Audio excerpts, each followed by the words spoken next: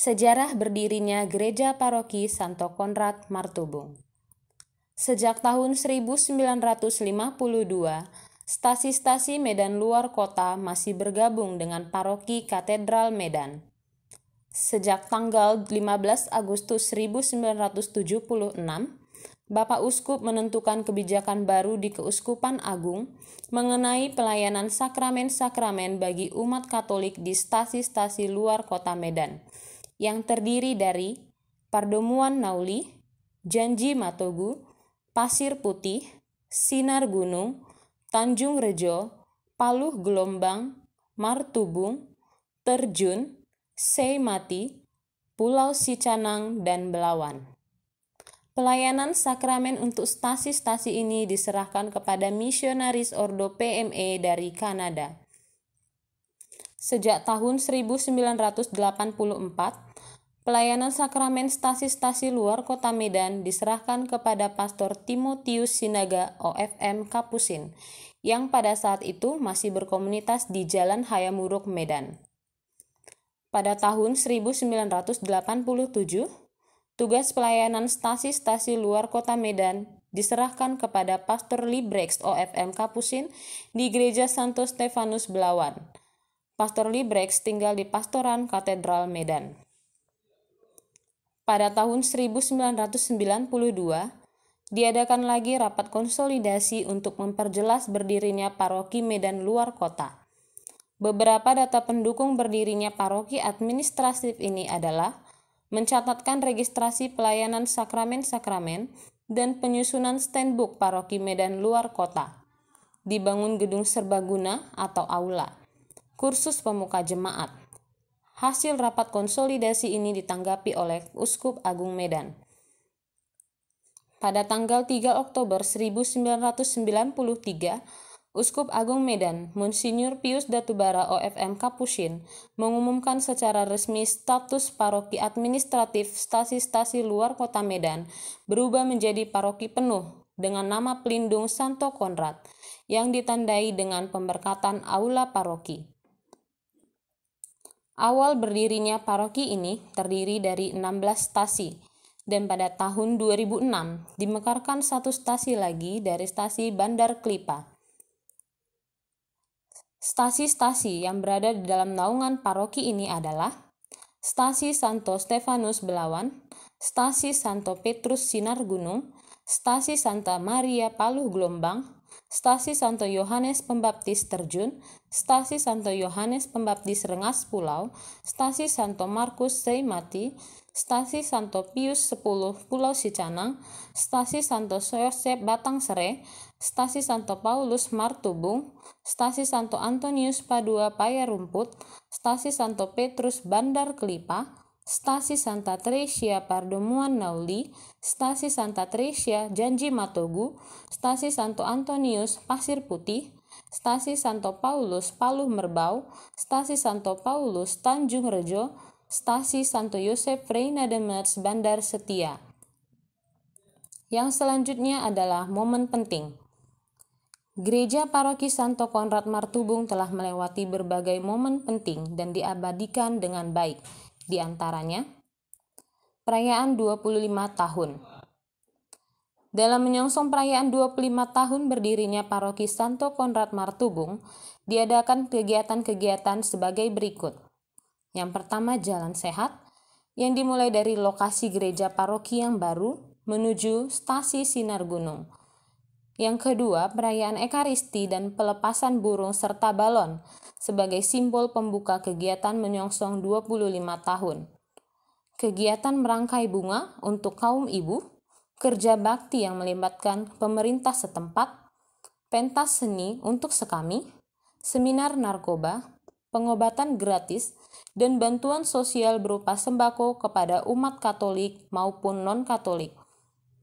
Puncak perayaan 25 tahun adalah perayaan Ekaristi yang dipimpin langsung oleh Monsinyur Anicetus Sinaga OFM Kapusin dan syukuran yang dihadiri oleh seluruh umat paroki Santo Konrad Martubung dan juga oleh para imam yang pernah berkarya di paroki ini. Puncak perayaan 25 tahun adalah pada tanggal 7 Oktober 2018. Momen penting yang kedua adalah pemberkatan gereja. Kegiatan yang dilaksanakan adalah Triduum, persiapan hati umat untuk menyongsong pemberkatan gereja paroki.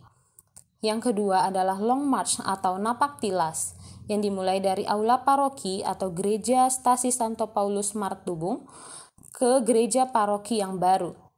Syukuran dan pemberian ikan mas sebagai simbol penghargaan kepada semua pengurus stasi bersama dengan umatnya. Yang ketiga adalah perayaan puncak, dedikasi gereja paroki oleh Uskup Agung Medan, Monsinyur Cornelius Sipayung, pada tanggal 6 Oktober 2019. Momen penting yang ketiga adalah pentahbisan imam. Kegiatan yang dilaksanakan adalah seminar tentang dokumen maksimum ilut yang dikeluarkan oleh Paus Benediktus ke-15 pada tanggal 30 November 1919, aksi panggilan dari kongregasi SSPS dan SVD, live-in para imam ke keluarga-keluarga Katolik, pentahbisan imam dan syukuran bersama. Perayaan ini dipimpin langsung oleh Monsinyur Cornelius Sipayung OFM Capuchin pada tanggal 26 Oktober 2019. Selanjutnya adalah pergantian pengembalaan tarekat. Sejak awal berdirinya paroki Santo Konrad Martubung ini, terdapat beberapa tarekat yang melayani, seperti pada tanggal 15 Agustus 1976 dilayani oleh PME dari Kanada dengan dua misionarisnya, yaitu Pastor Raymond PME dan Pastor Bertrand Roy PME. Yang kedua, pada tahun 1984 sampai 1996 dilayani oleh Ordo Capuchin, yaitu Pastor Timotius Sinaga OFM Capuchin dan Pastor Librex OFM Capuchin. Yang ketiga, pada tahun 1996 sampai sekarang dilayani oleh Ordo Soferdi, yang dilayani Pastor Paulus Payong, Pastor Yosef Bukubala, Pastor Paul Rahmat, Pastor Remigius Seni, Pastor Yosef Due, Pastor Sebastianus Ndona, Pastor Martinus Nule, dan Pastor Alex Sutanto. Selanjutnya adalah pemekaran stasi atau paroki. Pemekaran stasi terjadi pada tahun 2006, didirikan stasi Bandar Setia dengan jumlah umat 19 KK. Penyerahan stasi untuk pendirian kuasi paroki Santa Agata Batang Kuis. Stasi-stasi yang diserahkan untuk pendirian kuasi ke paroki Santa Agata Batang Kuis adalah Santo Petrus Bandar Klipa, stasi Santa Teresia Pardomuan Nauli, stasi Santa Teresia Janji Matogu, stasi Santo Antonius Pasir Putih, stasi Santo Paulus Paluh Merbau, stasi Santo Paulus Tanjung Rejo, sedangkan stasi Santo Yosef Frei Nademets Bandar Setia diserahkan kepada paroki Mandala. Selanjutnya, Pesta Pelindung Paroki. Setiap tahun selalu diagendakan dan dilaksanakan Pesta Pelindung Paroki yang jatuh pada tanggal 21 April, dan Pesta Pelindung Stasi-Stasi. Kegiatan yang dilaksanakan dalam Pesta Pelindung Paroki antara lain perlombaan kor, kuis kitab suci, mazmur, khotbah antar stasi, dan seminar. Model kerasulan. Di paroki ini juga berkembang dan hidup beberapa kelompok pelayanan kategorial seperti Legio Maria, Karismatik, CFC atau Couple for Christ, Soferdia, PIK, PBK, OMK, dan Sekami. Kursus dan pelatihan. Dalam menjawabi kebutuhan rohani dan jasmani umat, diadakan kursus atau pelatihan seperti: yang pertama, pelatihan memimpin ibadat sabda stasi dan lingkungan. Yang kedua, pelatihan dirijen, musik, dan mazmur. Ketiga, kaderisasi tenaga atau tim katekese lingkungan dan stasi. Keempat, kursus membuat khotbah atau renungan. Yang kelima, pelatihan pembuatan pupuk organik, sabun cair, dan pemanfaatan lahan sempit, dan pelatihan mengolah makanan non-beras. Yang keenam, kursus persiapan perkawinan. Ketujuh, kursus pengolahan tata kelola keuangan keluarga. Kedelapan, kursus mandok harta. Yang kesembilan, kursus penggunaan media sosial secara bijak. Dan yang kesepuluh, kaderisasi para pengurus gereja, lingkungan, dan stasi. Selanjutnya adalah kemandirian. Paroki ini termasuk paroki mandiri dalam mengurus segala kebutuhan dalam bidang personalia, administrasi, dan keuangan secara baik dan bijak. Yang pertama, bidang personalia. Tenaga yang melayani di paroki ini adalah 2 imam SVD dan didukung oleh Dewan Pastoral Paroki, Dewan Pastoral Stasi dan Lingkungan, dan dibantu juga oleh para suster alma. Yang kedua, bidang administrasi.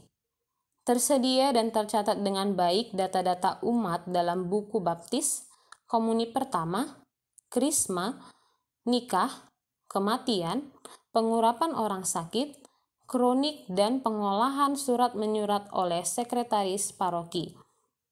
Yang ketiga, bidang keuangan.